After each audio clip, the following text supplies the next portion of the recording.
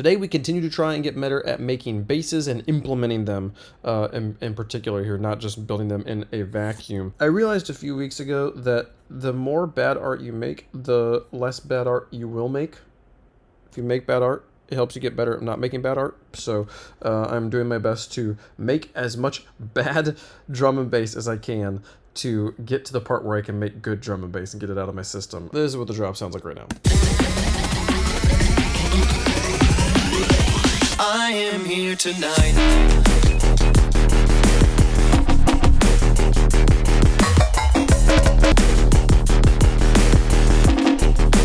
I am here tonight.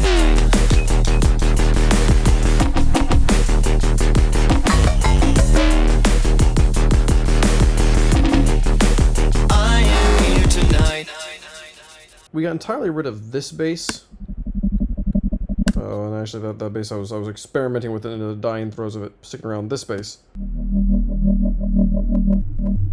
I was trying to find ways. I like that sound. I would like to use that sound, but I just could not seem to get it to fit well. And I really liked this sound. I thought that was a good sound that we made. Let's see if we can use it. And we had a fun little experiment where we chopped off the tail and then looped the tail and then put or was it up here? Put a shaper box on it that has it starting kind of like going like Joan, Joan, Joan, Joan, Joan, Joan, Joan, and then slowly it gets like wider and bigger. So just on this filter here, we also did kind of a similar thing with this noise, where we have it ramp up in noise. We put the noise under the filter, those are the noises being filtered the same as the rest of the sound. So it's just kind of this sort of sound that you get to hear. You know, that noise rising there. It's maybe a bit intense. Maybe I should tone that down a little bit. But once we kind of got that made, and then kind of moved those around in a few different spots, we kept this little sort of sound that we built previously, and then we bounced all of that as one big bass monolith kind of sound, so we could chop it up a bit more, and that's how we got this guy.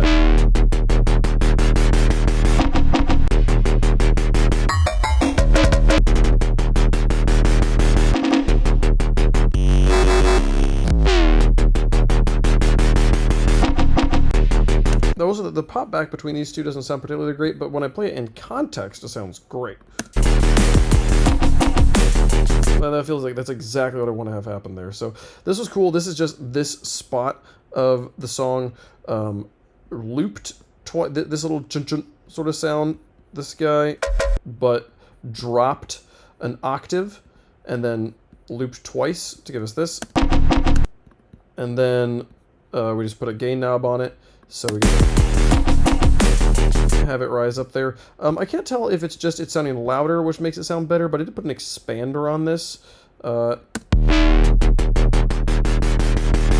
it seemed to like make the parts I wanted to be louder, and the parts I didn't want to be louder, not louder. So it was like makes it more clear without raising the noise floor. I'll turn it off and on. You can tell me if you hear it.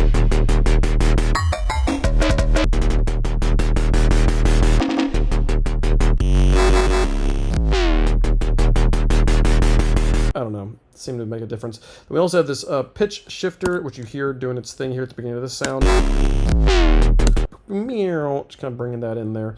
So that was the main thing I worked on today. This is a lot of fiddling, a lot of just moving sounds around and trying to figure out what works and get more familiar, more acclimated to doing this. There's definitely times when like a pitch idea like that would bother me, would scare me. I'm like, all right, how do I do this? How do I pull this in? And now it's so much more natural. Like, oh, I would like to have the sound go boom there. Let's put a pitch shifter on it. Let's put the automation on it. So we're growing in our uses there of sounds. So yeah, I don't know if it sounds good. The other thing we did, and if this is the first time you're hearing this piece in this video, this is going to be a shock compared to the sound we just heard. We changed up the pad in the rock section here. So the rock section now sounds like this.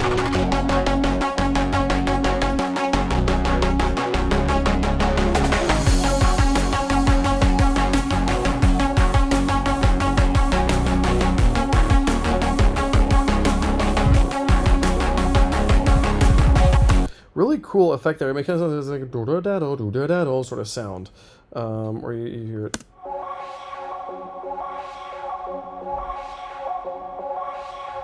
really fun that we're not using any actual MIDI changes. It's just these two notes being extended the whole time. There's also no like pitch shifting happening technically. Hello, oscillatable.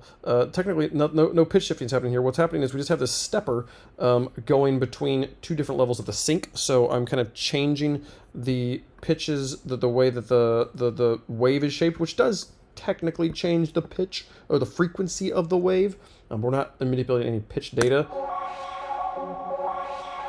And really, this filter is the other thing that's like making it kind of go do da da do do, because the oscillator is just going da do da do da do da do, but the bandpass is highlighting specific frequencies. So if I turn this off,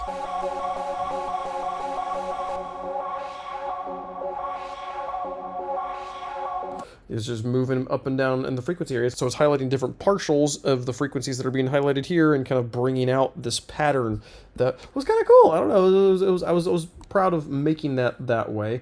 But yeah, this was just slightly more interesting than the one we had yesterday. The one yesterday was so boring. And today's is still, it's just not what I'm hearing in my head, but I'm having trouble like clarifying the idea in my head enough to actually make it. So this was a kind of a nice step in the right direction. So whether that bass, that drop will stick around in that iteration remains to be seen. I will probably try it again. I think I like this one better than the last one, but it's still not great. So, still learning, growing here, making progress. That's all we did today. Thanks so much for watching. See you guys tomorrow. Bye-bye.